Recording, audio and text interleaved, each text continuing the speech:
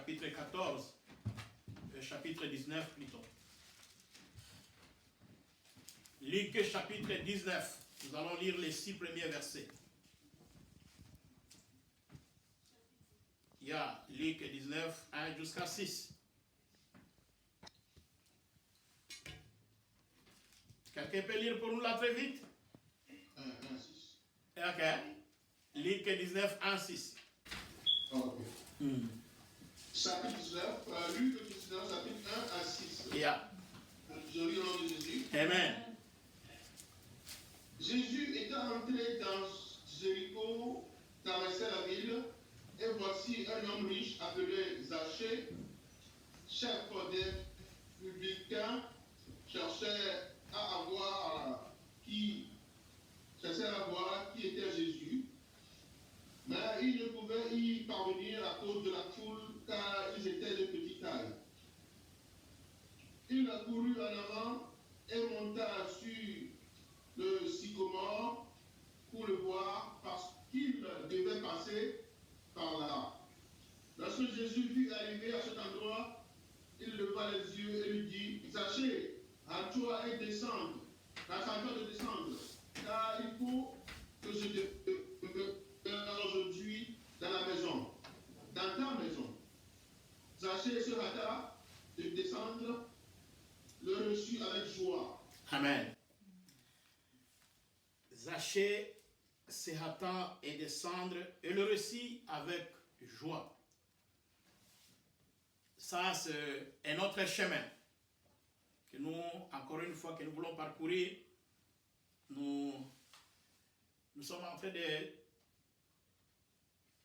d'être toujours dans le même thème que nous avions. Un petit chemin avec le Seigneur. Comme j'avais dit ensemble, la fois passée, j'ai dit que notre foi, notre marche avec le Seigneur, notre vie, elle est faite de petits voyages que nous avons fait avec Jésus. Et tous ces petits voyages constituent notre témoignage de la vie que nous allons mener ici sur terre avec le Seigneur. Plus nous faisons des petits voyages avec lui, plus nous ramassons des victoires et des victoires qui continuent de plus en plus de nous ancrer encore dans sa foi et de nous permettre de plus en plus de nous attacher à lui.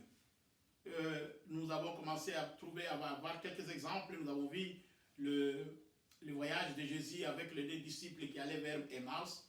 Et nous avons parlé de voyage de Jaïrus avec Jésus, qui l'aurait invité d'aller dans sa maison puisque sa fille mourait. Nous avons parlé du voyage de disciples sur la mer qui s'agitaient sans Jésus-Christ. Et comment est-ce qu'ils ont perçu Jésus quand il arrivait avec la tempête, ils l'ont perçu comme un fantôme. Nous avons beaucoup parlé de voyages, de petits voyages. Et aujourd'hui, encore une fois, nous voulons parler de ce voyage de Jésus. Jésus, seul sur un voyage. Et sur sa route, un homme l'attend. Il s'appelle Zachée. La parole de Dieu ici, quand nous avons lu le premier verset, c'est comme si Jésus n'avait pas le but d'aller à Jéricho. Puisque le premier verset nous montre qu'il voulait traverser la ville. Il voulait passer par la ville. Il voulait traverser. Peut-être aller ailleurs que dans la ville. Mais sur la route, dans la ville, il y a un homme qui a un désir de voir Jésus. Et cet homme-là s'appelle Zachée. C'est cet homme-là qui va orienter Jésus ailleurs que là où il voulait aller. Il était en train de partir, il voulait traverser la ville, mais au bord de la route, il y avait quelqu'un qui avait besoin de lui. Et le désir de cet homme qui brûlait comme un feu dans son cœur l'a connecté avec Jésus-Christ. Il a trouvé qu'il y a un besoin, un désir dans le cœur de quelqu'un qui voudrait me rencontrer, me recevoir dans sa maison. Pour Zachée, il était un peu limité dans son ambition. Il voulait seulement voir comment était Jésus. C'est ça ce qu'il dit, il voulait savoir, il voulait voir qui était Jésus.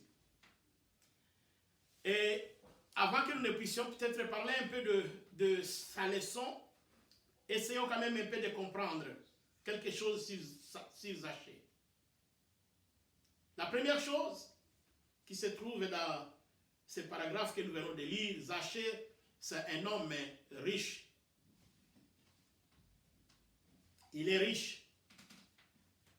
Deuxièmement, Zachée, c'est un chef. La parole de Dieu le décrit comme un chef, un homme riche appelé Zachée, c'est le verset 2, chef de publicain. Il n'était pas un petit monsieur, c'était un homme connu dans la société, il était riche et il était chef.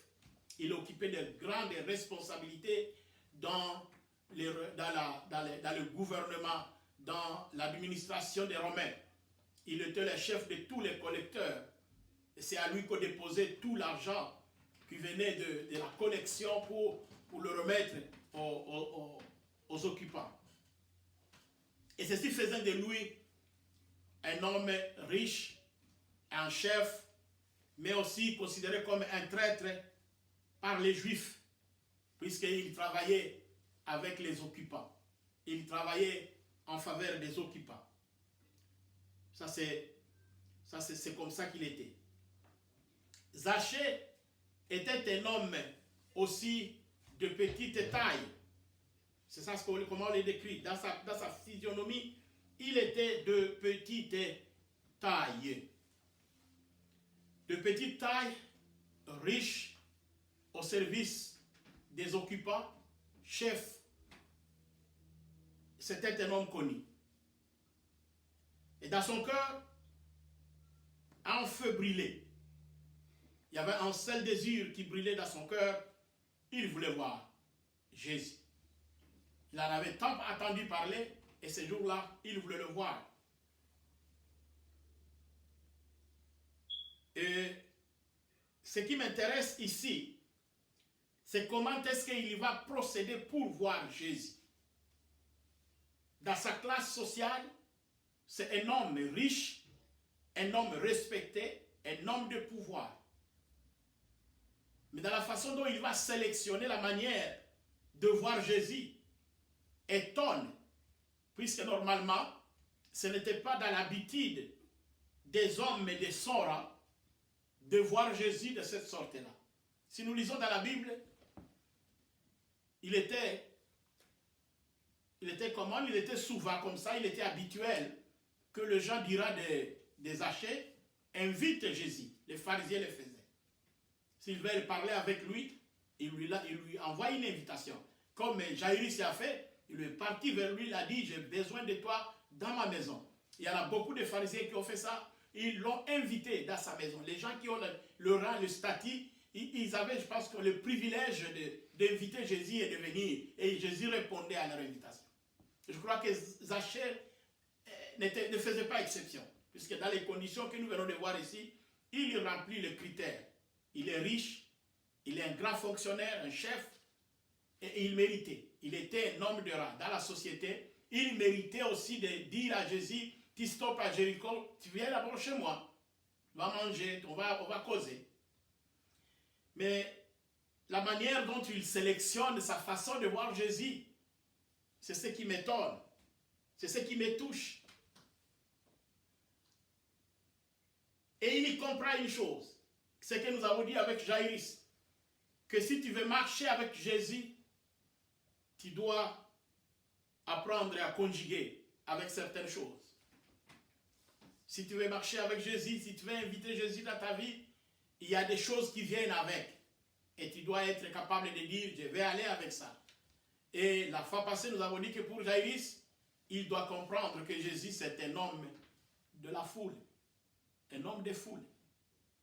Et ici, Zachée va aussi encore une fois se heurter à ces problèmes ici de foule. Il y a une incompatibilité entre la taille de Zachée et la foule. S'il se confondait dans la foule, tellement petit de taille, alors il doit oublier de voir Jésus. Tellement qu'il est petit, la foule va la vallée et il ne saura pas voir, même peut-être même pas les pieds, même pas la robe de Jésus, tellement qu'il était dans la foule. Alors, cet homme n'avait que deux options, soit utiliser son titre et inviter Christ. Il dit que pour que je puisse bien le voir, tellement que je suis petit, je dois le faire venir à la maison. Et là, nous allons parler et nous allons manger ensemble. Mais Zachée n'a pas fait ça. Il n'a pas fait ça, mais il voulait aussi réaliser son rêve. Quelle que soit sa taille ou quelle que soit la foule, il voulait réaliser son rêve. Et pour le réaliser, il a contourné les obstacles. Quand il contourne les obstacles, il choisit quelque chose, une solution qui n'est pas adaptée à un homme comme lui. C'est le sycomore. Il choisit le sycomore. Il dit, c'est le seul moyen que je peux utiliser pour voir Christ, le sycomore, un arbre. Le sycomore, quand j'étais en train de lire la Bible ici, j'ai compris que c'était vraiment un moyen très simple. Des hommes simples. Moi, quand j'étais encore étudiant, ou j'étais encore élève à l'école secondaire, dans mon pays, au Congo, on avait l'habitude d'aller accueillir le président de la République. Et tout au long de la route, il y avait des arbres. Quand on allait de l'aéroport, pour quitter l'aéroport, on va l'amener dans la ville. Il y avait des arbres autour, tout au long de la route. Et sur ces arbres-là, ne pouvaient se situer que des jeunes garçons et des enfants qui voulaient voir le président. Je n'avais pas vu un gouverneur aller aussi se mettre sur ces arbres-là. Je n'avais pas vu un homme d'autorité qui pouvait aussi se mettre sur ces arbres-là pour dire, moi, je vais me mettre ici pour mieux voir le président. Ils étaient dans leur place d'honneur. Et ce sont les petits-enfants, les jeunes garçons, qui montaient, qui grimpaient sur les arbres pour voir le président passer. Et là, quand j'ai vu les sycomores choisis comme moyen de voir Christ par Zachée, je me suis dit que cet homme, vraiment, il est descendu très bas. Il était descendu très très bas. Il n'a pas compté sur son âge, sur son statut social. Il a tout oublié. Il a choisi le moyen de petits enfants, le moyen de jeunes gens. Quel moyen les jeunes gens utilisent pour voir un homme un race supérieure, comme un président, comme une autorité qui passe. Et j'appelle donc le sycomore un moyen simple. J'appelle le sycomore l'humilité des Zachée. Ça traduit comment il a cherché à voir Jésus-Christ en s'ignorant lui-même, à oublier ce qu'il est, à oublier les méthodes ordinaires que les autres de Sora et de sa classe utilisent pour le voir. Lui, il a choisi une méthode humble, une méthode d'humilité. Il n'a pas de la manière ou de la procédure propre aux hommes de Sora.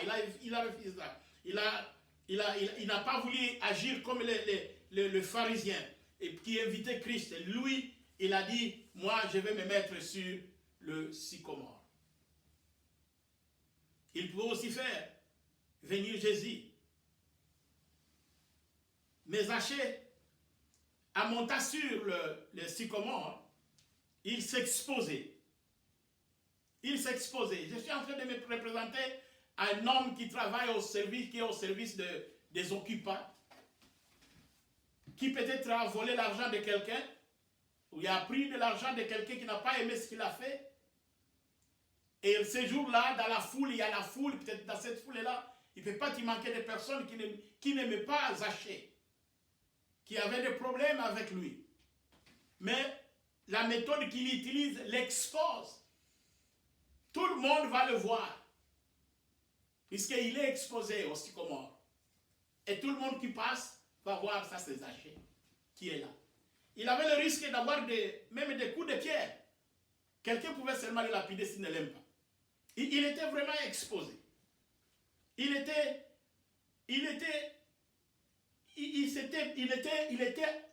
très fragile et il devenait de plus en plus vulnérable par le fait de se placer sur le sycomore. Alors, c'était très ridicule pour lui. Très ridicule, je viens de dire que c'est le moyen des petits. Donc, dans les sycomores, il ne pouvait pas y être peut-être seul. Il y était avec des petits, puisque c'est ça la façon dont les enfants utilisent pour voir une autorité qui passe. Il voulait se confondre au plus petit. Il était exposé à la vie de tout le monde. Tout le monde pouvait le voir. Tout le monde pouvait le pointer des doigts. Et il pouvait dire, voici Zachée qui est dans les arbres, dans les branches. Les sycomores pouvaient aussi avoir des branches qui pouvaient aussi encombrer même sa vision. Il a choisi quelque chose qu'il ne pouvait pas maîtriser. Peut-être que lorsqu'il se retrouvait dans les branches, quelques branches de cet arbre l'empêcheraient de bien voir Jésus-Christ. Parce que ce n'était pas une méthode adaptée. Ce n'était pas une méthode digne du rang de ce Messie-là. Mais c'est ce qu'il a choisi. Il a choisi ça. Il a grimpé. La Bible ne nous dit pas qu'il a utilisé une échelle. Il a grimpé. Comme les autres, il a monté sur son ventre. Il a monté, il s'est forcé pour arriver là-bas. Avant que Jésus ne passe. Vraiment, c'est un homme courageux. Il a préparé tout et il s'est mis en place. Il a dit, alors ici, je vais attendre. Quand il va passer, je sais bien que je vais le voir. Il a beaucoup travaillé. Et quand il faisait tout cela, le cœur de Jésus le voyait. En train de travailler beaucoup. En train de se faire du mal. En train d'oublier ce qu'il est. Seulement puisqu'il veut travailler. Et ce qui brillait, le feu qui brillait dans son cœur, était connecté avec le cœur de Jésus. Ce qui est encore important, c'est la sélection de l'art et la sélection de l'itinéraire. La sélection de l'itinéraire. Mes frères et mes sœurs, mes enfants, fils et filles, mes bien-aimés, le voyage que nous faisons avec le Seigneur nous amène à marcher sur un chemin, et le chemin là, c'est encore lui-même Jésus. Il s'appelle « Je suis le chemin, la vérité et la vie ». Alors je m'imagine que Jéricho avait un chemin, et sur le chemin, il y avait des sycomores. Et Jésus, il s'appelle Jésus, il s'appelle chemin.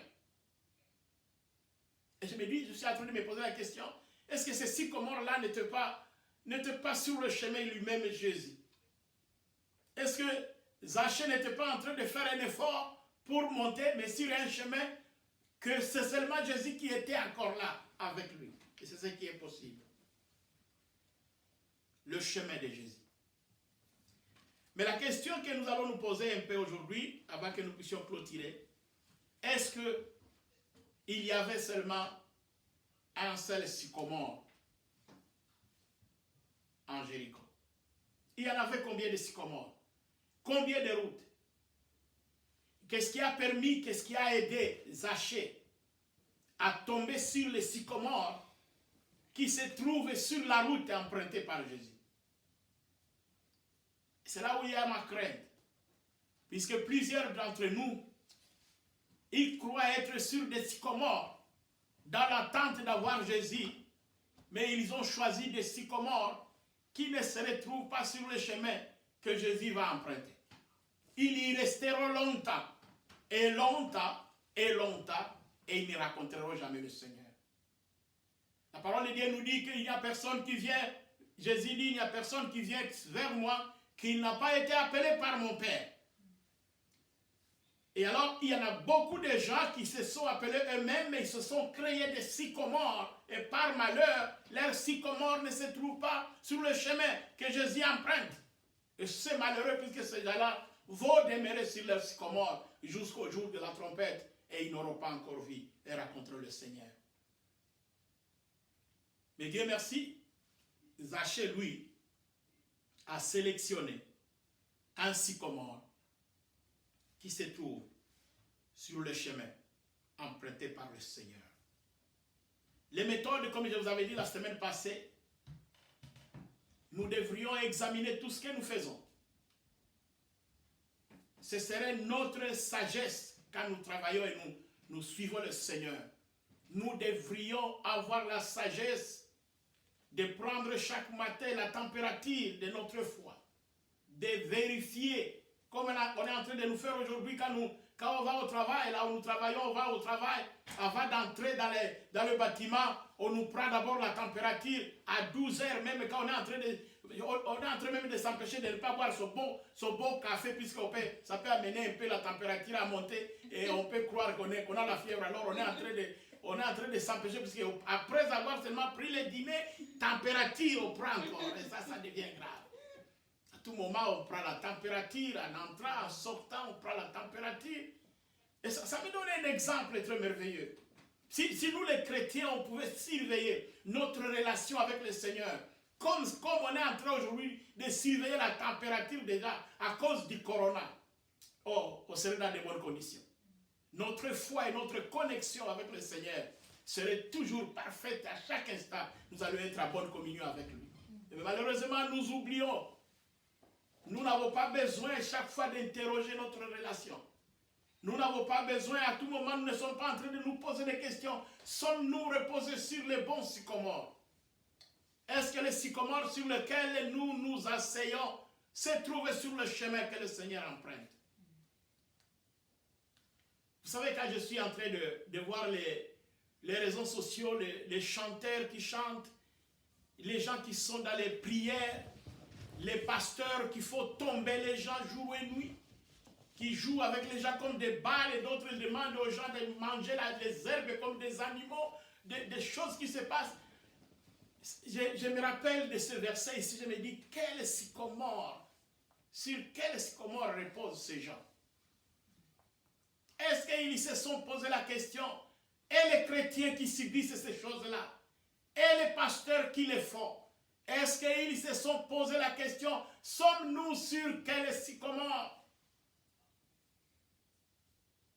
Sommes-nous sur quel sycomore? Est-ce que le sycomore sur lequel nous sommes est sur le chemin que Jésus emprunte le matin, le midi et le soir? Est-ce que le sycomore que nous avons vraiment permet à Jésus de nous voir? Est-ce que le sycomore sur lequel nous sommes peut permettre que Jésus entame un dialogue avec nous, comme le dialogue qu'il a entamé avec Zachée? Zachée sur l'arbre, Jésus en bas. Et ils ont entamé un dialogue. Alléluia. Sommes-nous en train de réfléchir sur ces choses-là? Ou nous sommes seulement des gens qui répondent, puisque je vous assure, mes frères et sœurs, comme Jéricho, aujourd'hui, le monde comparé à Jéricho a plusieurs sycomores. Plusieurs sycomores. Le monde aujourd'hui a plusieurs montagnes. Plusieurs.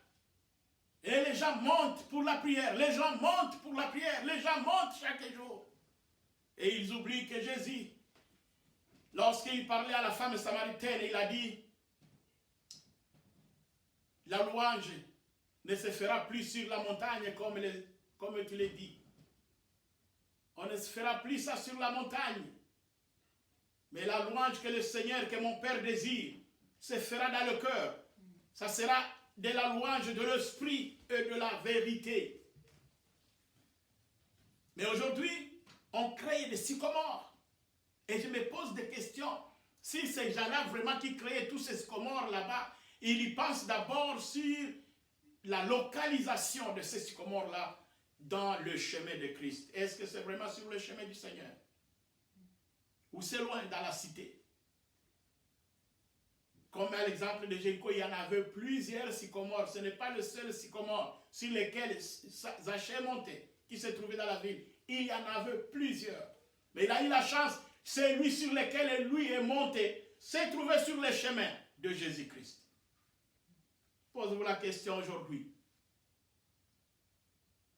Posez-vous la question aujourd'hui, la personne que vous fréquentez, l'église que vous fréquentez, le pasteur que vous fréquentez, est-il un bon sycomore sur lequel aujourd'hui vous vous reposez et qui va vous permettre de dialoguer avec le Seigneur, si le Seigneur est passé par là?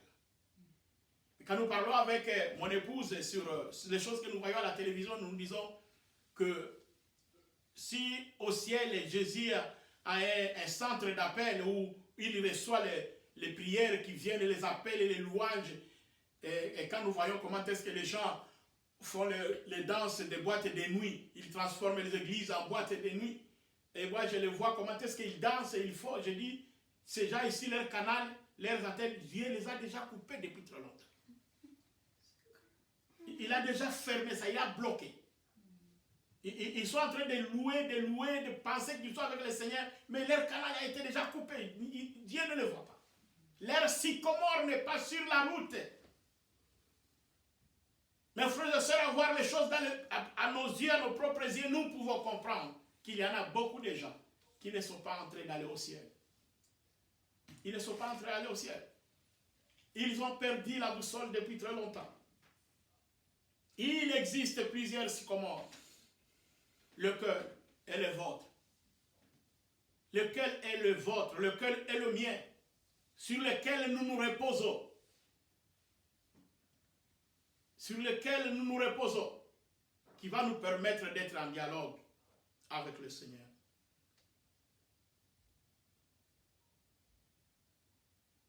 Quel est ce sycomore-là que vous avez? Qui vous donne les conditions de voir Jésus et Jésus de vous voir. Puisqu'il ne suffit pas de voir Jésus. Dans la formule de Zachée, il pensait que lui va voir Jésus. Mais Jésus ne va pas le voir. Ce n'était pas son problème. Que Jésus le voit ou ne le voit pas, ça, ce n'était pas le problème. Ce n'était pas la démarche de Zachée. Zachée n'est pas monté sur le sycomore pour se faire voir à Jésus. Son problème, la Bible ne nous dit pas qu'il est monté pour que Jésus le voie. Non. Il est monté pour que lui voie Jésus. La plupart des gens, c'est comme ça. Ils veulent utiliser Christ. Mais ils ne veulent pas que Christ les utilise. Il y en a beaucoup de personnes, de chrétiens, qui peuvent fuir les yeux de Jésus.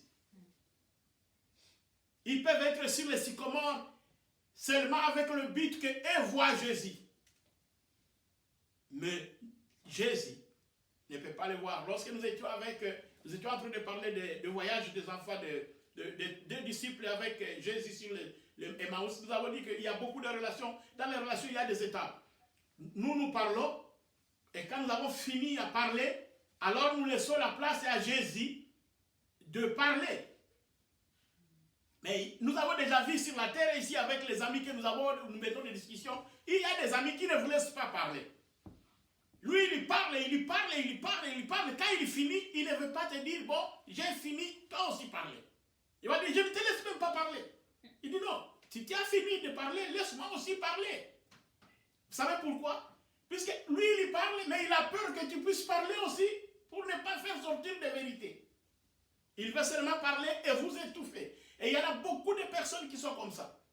Nous aimons beaucoup passer le temps sur le sycomore en train de voir Christ, de lui dire, Seigneur, nous avons besoin de toi, aide-moi, guéris-moi, fais-moi ceci, fais-moi ça, oh bénis-moi Seigneur. Nous aimons ça. Notre relation descend et nous allons voir Jésus dans nos prières. Mais lorsque nous terminons à parler, nous avons fini et Jésus nous dit, laisse-moi aussi alors vous parler. Je vais aussi vous voir. Et là, à ce moment-là, nous ne voulons pas. Nous ne voulons pas. Les yeux de Jésus. Lorsque Jésus nous dit, moi aussi, alors je vais vous regarder. Nous ne voulons pas. Nous sommes sur des sycomores où nous sommes partis avec un seul objectif. Nous allons voir Jésus. Nous utilisons Jésus comme notre monnaie, notre moyen, notre situation. Mais nous ne voulons pas qu'il nous parle. Nous ne voulons pas qu'il nous regarde. Nous ne voulons pas qu'il nous voie. Mais cette possibilité de ce qui était dans le cœur de Zachée, a beaucoup affecté le Seigneur puisqu'il a trouvé qu'il a cherché à le voir avec beaucoup d'humilité. Et Jésus a été pris dans son cœur, dans son amour, à cause de ce qu'il a fait. Il dit, moi aussi je vais te voir. Je vais te voir. Il a été surpris lorsque Jésus s'est arrêté. Là, et il a dit, Zachée, par son nom, il l'appelle, il dit, Zachée, descends. Aujourd'hui, ça ne va pas finir ici. Ça va finir dans ta maison. Nous allons être avec toi dans ta maison. Mes frères et sœurs, notre Seigneur a un plan merveilleux. La parole de Dieu nous dit que notre Dieu s'oppose aux orgueilleux, mais il donne la grâce aux humbles. Voilà une bonne méthode. Notre Dieu, c'est un Dieu de moyens simples. Par des moyens simples, nous pouvons amener Christ chez nous. Quel que soit ce que les hommes vont dire, quel que soit le jugement des hommes, lorsque nous avons utilisé une méthode simple, une méthode humble, Jésus voit ce qui est dans notre cœur. Il voit ce qui est dans notre cœur.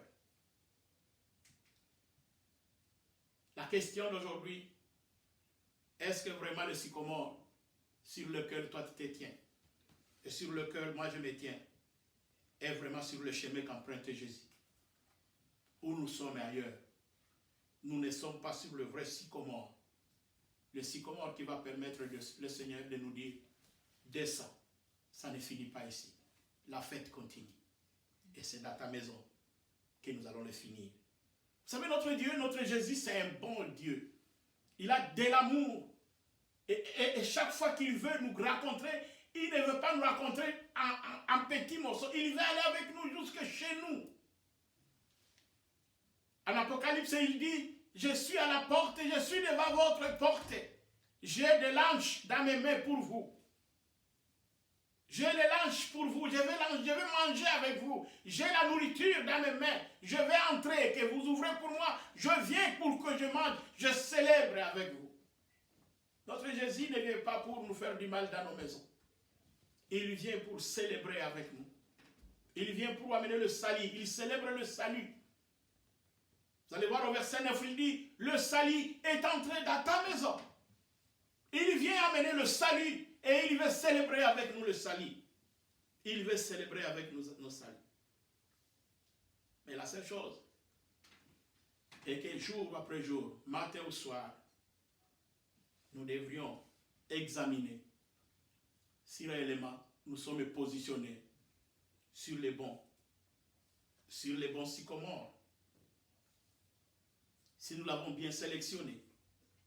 Ces sycomores des Zachée dans cet exemple ici, qui illustre l'humilité. Et Jésus ne peut pas en être dit indifférent. L'humilité, oublier sa richesse, oublier son rang dans la société, oublier son âge, oublier son statut dans sa famille et grimper sur un sycomore. Humble. Il cherche à voir Christ dans une méthode humble, ce qui manque aux gens aujourd'hui. Et les autres le font par la chair. C'est parce que Jésus voulait. Il y a beaucoup de gens dans les églises qui pensent qu'ils peuvent bien illustrer la parole de Dieu par des choses de la chair. Mais ce que nous sommes en train de dire, ce sont des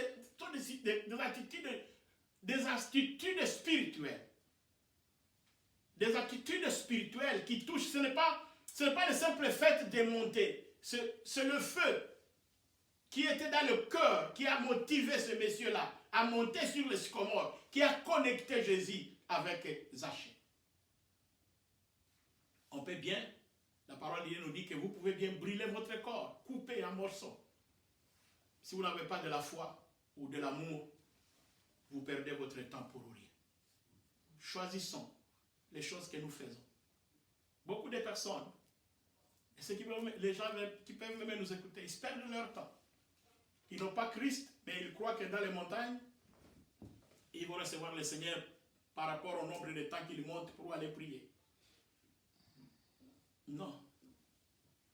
Plutôt que de monter sur les montagnes, Jésus vous demande de descendre les sycomores, les montagnes, et de vous retrouver avec lui dans votre maison. C'est là que Jésus veut amener le salut. C'est là que Jésus veut finir avec les gens. Mais les gens, au lieu d'amener Jésus dans leur maison, ils fuient leur maison, ils vont amener Jésus dans les montagnes.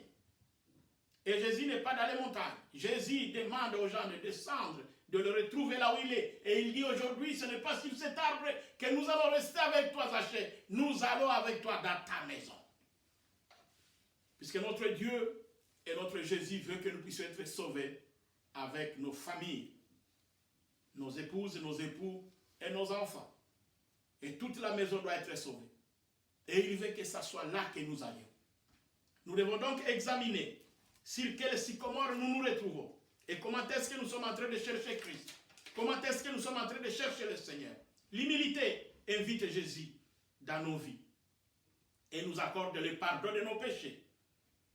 Lorsque nous avons invité Christ dans nos vies, lorsque nous nous sommes mis sur le chemin qu'emprunte Christ, et il vient, il nous touche et il nous invite, il dit je vais aller avec vous dans votre maison, là nous avons l'assurance qu'avec l'humilité avec laquelle nous avons cherché le Seigneur, nous accorde le pardon de nos péchés. Il a dit, car Zachée voulait se condamner lui-même, il voulait se donner une condamnation extraordinaire de tout ce qu'il a dit. Il a dit, si j'avais volé des gens, si j'avais fait du mal à quelqu'un, je vais remettre ça 4 fois. Je vais faire ceci. Il commençait à lui-même à se donner des punitions qu'il va faire. Et Jésus lui a dit, tu n'as pas besoin de tout ça, Zachée. Le salut est arrivé. Et le péché est pardonné. Ça, c'est la gloire de l'Éternel. C'est comme ça que notre Seigneur fonctionne. Il nous enlève la culpabilité. Il nous enlève même les fardeaux que nous mettons. Nous pensons que nous ne pouvons même pas être pardonnés à cause de ce que nous avons. Mais lorsque notre rencontre avec le Seigneur réussit, tout ce que nous avons supposé ne pas être capable d'être pardonné est pardonné. Et là, vous savez quoi? C'est ce que j'aime des Zachée. Que les chrétiens ne font pas.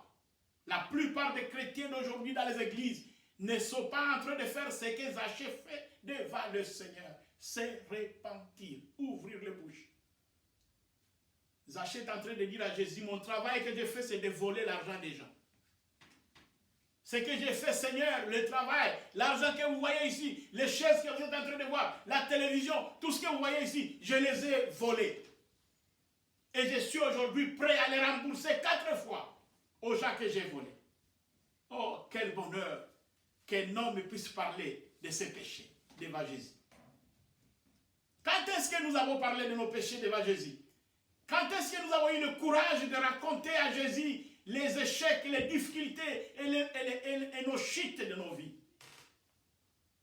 Ça n'existe plus, ce n'est plus une habitude de l'Église d'aujourd'hui. Ce n'est plus l'habitude des chrétiens d'aujourd'hui. L'habitude des chrétiens d'aujourd'hui n'existe plus dans la repentance. L'Église d'aujourd'hui est ailleurs.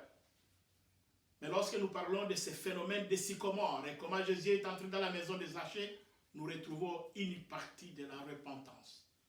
Jésus, quand il entre dans la vie de Zachée, il y a de la repentance.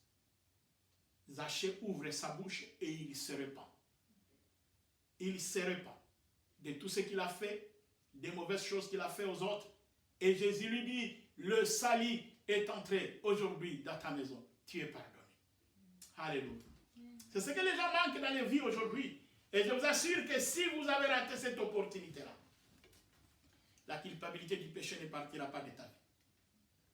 Le diable va te blackmailer tous les jours. Quand tu arrives à ce niveau-là, le diable va te dire, toi, tu n'es pas accepté par Dieu. Tu connais ce que tu avais fait tel jour. Est-ce que tu crois qu'un chrétien peut faire ça? Il va te blackmailer tous les jours. La seule chose que l'ennemi n'aime pas dans la vie des chrétiens, c'est la repentance. Vous pouvez tout faire dans votre vie avec le diable, il s'en fout. Mais quand vous arrivez au point de vous repentir, vous êtes en train de lui enfoncer des lances dans sa vie, de lui lancer un défi et de lui dire que c'est fini avec toi. C'est un divorce. Et ça fait mal au diable. C'est un divorce total, la repentance, et ça fait mal au diable. C'est la seule chose qui fait mal au diable. La repentance. Et les chrétiens qui ont abandonné la repentance dans leur vie, ils sont des amis éternels de l'ennemi. Il ne faut jamais peur à l'ennemi Satan. Jamais peur. La seule chose qui fait peur à l'ennemi, c'est la repentance. Se repentir. Et lorsque vous avez l'occasion que Jésus te dit, descends de votre sycomore, raconte-moi, je vais faire une rencontre personnelle avec vous. Ne ratez pas ce rendez-vous-là. Dis-lui les péchés. Repars-toi. Ça sera peut-être une seule fois que le Seigneur aura passé dans votre vie et que vous n'avez pas eu la chance de lui parler de ce que vous êtes, vous restez avec vos fardeaux. Mais lorsque vous avez la chance que Jésus vienne dans votre vie et il y passe devant le sycomore sur lequel vous êtes, Il vous dit descends. Il vous donne l'opportunité de vous parler, de pénétrer dans votre maison et dans votre famille. Profitez de l'occasion. Remettez les fardeaux de vos péchés à Jésus-Christ. Et vous allez voir qu'à partir de là, vous allez mener une vie libre, une vie de paix, une vie de tranquillité, une vie d'amour. Votre sycomore vous aura reconnecté avec le Seigneur. Prions donc le Seigneur pour qu'il puisse nous aider dans la sélection des paroles, dans la sélection des prières, dans la sélection des groupes que nous fréquentons, des groupes, des études bibliques, des choses que nous faisons. Prions que ça ne soit pas des sycomores de distraction qui nous amènent loin du chemin que le Seigneur emprunte, puisque ça nous prendra du temps. Et nous allons y rester longtemps croyant que le Seigneur va venir un jour nous prendre. Il ne sera pas là, puisque nous ne sommes pas sur le chemin. Souvenez-vous de ce que je vous avais dit quand nous avons commencé la période de Corona. Priez pour une révélation. Un chrétien qui suit le Seigneur chaque jour doit apprendre à prier pour que le Seigneur lui donne une révélation permanente. Est-ce que, Seigneur, je suis encore sur le chemin? Est-ce que je suis encore dans l'attente sur le chemin que toi tu vas emprunter? Sinon, dans le cas contraire, l'ennemi peut nous déplacer. C'est son travail. Il veut nous déplacer à tout moment pour que le Seigneur, lorsqu'il passe ce passage-là, il ne trouve pas. Mais nous devons faire un effort pour examiner jour pour jour notre vie et comprendre et demander au Seigneur, est-ce que nous sommes encore sur les bons sycomores qui va nous permettre que toi, notre Dieu, tu nous vois et que nous te voyons. Nous voyons. Je te vois, Seigneur, et toi, Seigneur, tu me vois. Et lorsque le Seigneur me voit, il m'invite et il me dit, viens, tu es loin de moi. Viens tout près de moi. Puisque le deuxième pas d'ici, nous allons le faire dans ta maison. Et ça, c'est une bonne chose. Notre Jésus, il veut que lorsqu'il nous affecte et il ne se limite pas à nous. Quand il nous affecte et il va affecter notre famille. Et il va affecter tout ce que nous sommes. Alors nous devons le glorifier. Sur notre chemin, sur le chemin de Jésus, quel est votre sycomore? Vous êtes sur quel sycomore? Et quel est le désir qui vous a amené sur le sycomore? C'est un désir qui peut te connecter, un feu brûlant dans ton cœur, qui se connecte avec le cœur de Jésus. Si ce n'est pas ça, reformulez encore une fois les intentions spirituelles. Reformulons les intentions spirituelles pour que cela rejoigne le cœur du Christ. Puisque le cœur du Christ, c'est pour le cœur, pour sauver. Ça, j'insiste toujours pour ça. C'est pour sauver. Pour sauver. Et si vous êtes sur le sycomore pour autre chose, reformulez votre intention. Et vous allez trouver que lorsque vous avez reformulé l'intention, ça va vous amener à être connecté à Jésus.